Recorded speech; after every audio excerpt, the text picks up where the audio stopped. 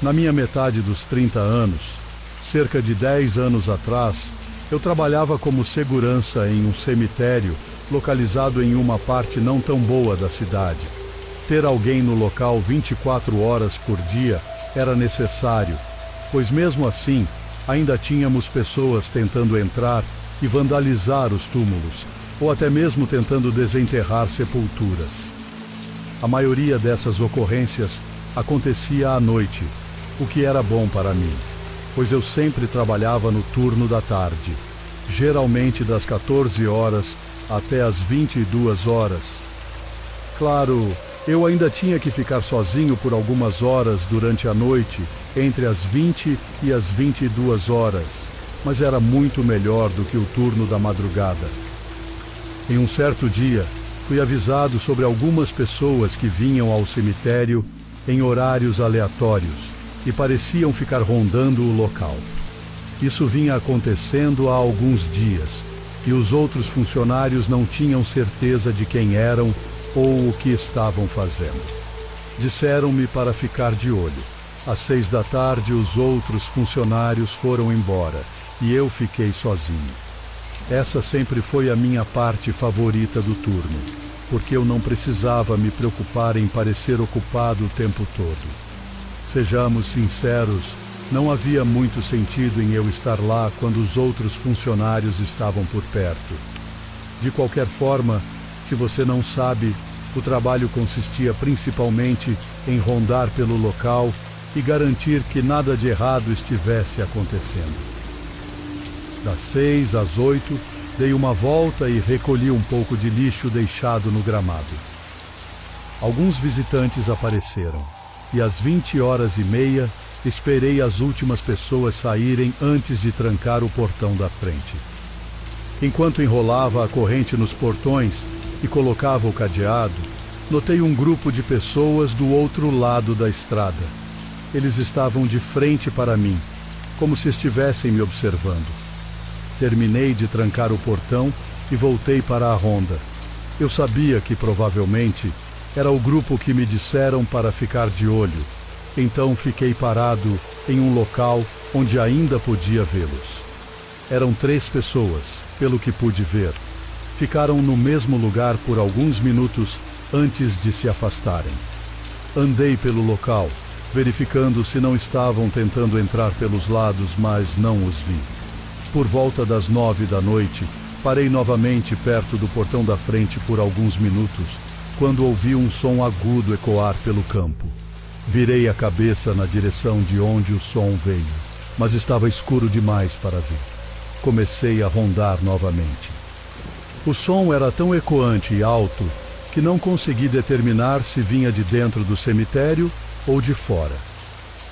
Enquanto andava, comecei a ver algumas figuras ao longe, mas apenas 2 delas, não as 3 que tinha visto anteriormente. Ao me aproximar, eles me notaram, virando-se na minha direção, mas não correram. O cemitério fecha às 8h30. Vocês precisam ir embora, avisei. Dei alguns passos à frente. Será que eu realmente preciso chamar a polícia? Perguntei, ficando mais irritado e um pouco mais nervoso. Foi quando percebi que um deles estava segurando algo. Era uma pá, mas eles não estavam perto de nenhum túmulo. Olhei para o chão ao lado deles e vi um local claro onde tinham cavado. Então, do nada, ouvi um cara atrás de mim. Ei! Os 2 começaram a correr, e o que estava atrás de mim correu em uma direção diferente. Comecei a correr para tentar perseguir o cara, mas imediatamente percebi que algo estava errado. Chamei freneticamente a polícia e corri para o prédio principal. Felizmente, o grupo não parecia interessado em me perseguir, mas tinha um porém. Aquele atrás de mim tinha algo que parecia uma faca. E eram 3 contra 1, eu estava aterrorizado. Quando a polícia chegou, o grupo já tinha ido embora. Mas encontramos um buraco meio cavado que eles tinham feito e ficamos bastante confusos com isso. Até que encontramos algo mais. Ao longo da cerca, não muito longe do buraco que estavam cavando, encontramos um saco mortuário. Infelizmente, havia um corpo dentro dele. Depois de alguns dias, descobrimos que o homem no saco era parte de alguma gangue e provavelmente foi morto a tiros. O que achamos é que o grupo estava tentando se livrar do corpo discretamente e pensaram que, se cavassem um túmulo e o enterrassem em um cemitério, ninguém notaria. Não posso dizer que era um plano terrível, mas a execução não foi uma das melhores. Embora nenhum dos homens do grupo tenha sido encontrado ou identificado.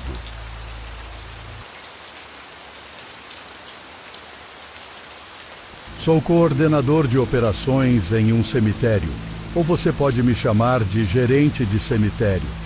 Parte do meu trabalho envolve sentar com os visitantes e familiares dos falecidos para organizar funerais, facilitar a venda de sepulturas, etc.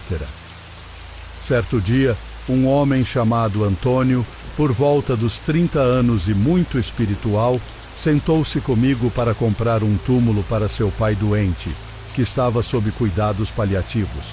Antônio era um homem do interior com um sotaque bem carregado, e pude ver em seus olhos que ele era muito dedicado. Ele mostrou-me fotos de seu pai, que também parecia ser uma pessoa muito doce e jovem demais para ser tirada de sua família. Infelizmente, na mesma semana, o pai de Antônio faleceu e Antônio organizou o serviço fúnebre no cemitério. Era um dia de tempestade no dia do funeral, o que muitos consideram um sinal de boa sorte. O cortejo fúnebre parou em frente ao prédio da administração por um breve momento. Saí sob a marquise da frente do prédio e vi Antônio no carro atrás do carro funerário. Acenamos um para o outro. Devido ao mau tempo, entrei de volta no prédio até que o cortejo estivesse pronto para seguir para o local de sepultamento. Peguei uma das caminhonetes do cemitério e segui o cortejo até o local final, onde eu ficaria com meu guarda-chuva para supervisionar, já que parte do meu trabalho é garantir que os serviços funerários transcorram sem problemas. Após o funeral, dei algumas voltas pelo local na caminhonete, como fazia pelo menos algumas vezes por dia. Tinha uma pilha de papelada para cuidar e, além disso, precisava fechar o cemitério naquela noite. Mais tarde, voltei para a minha mesa e cuidei disso. O cemitério fechava às 17h30, então, assim que começou a escurecer, dei mais uma volta pelo local para garantir que todos os visitantes tivessem saído e, em seguida, fui até o portão da frente para trancá-lo. Era início de março e, embora os dias ainda fossem mais curtos, em um dia normal, já estaria escurecendo nesse horário. No entanto, naquele dia de tempestade, parecia que já era noite. Enquanto dirigia de volta para o meu escritório, pensei ter visto alguém andando apressadamente por um dos corredores entre as lápides, antes de dobrar atrás de uma sebe e desaparecer de vista.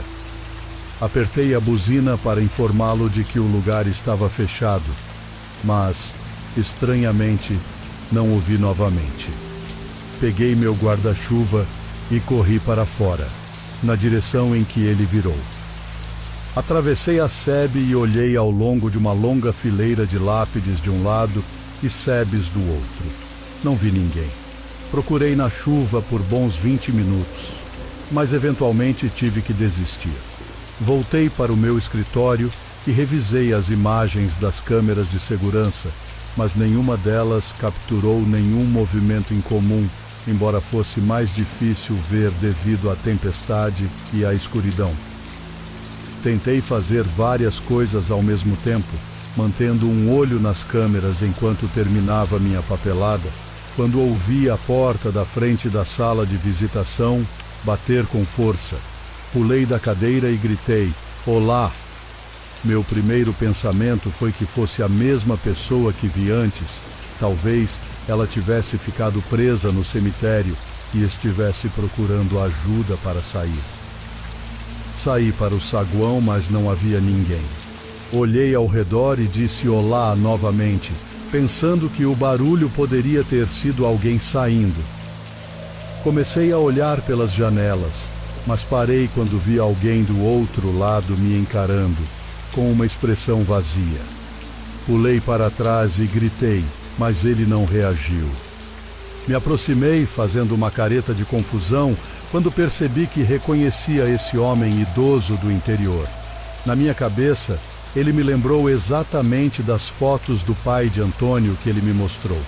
Com o coração na garganta, saí correndo pela porta da frente do prédio, em direção ao lado onde vi o homem, mas ele desapareceu. Não estava correndo pelos campos, nem se escondendo em alguma moita próxima. Ele simplesmente sumiu. Olhei ao meu redor enquanto estava na chuva, ficando encharcado, e depois entrei novamente no prédio. Juntei minhas coisas, tranquei tudo e peguei o meu carro. Abri e fechei o portão, trancando-o atrás de mim, e fui para casa. Quando minha esposa me perguntou em casa por que eu estava tão calado, eu apenas disse que foi um longo dia de trabalho. Até hoje, penso que estava apenas me sobrecarregando e minha mente estava me pregando peças, mas ainda é genuinamente perturbador pensar sobre isso.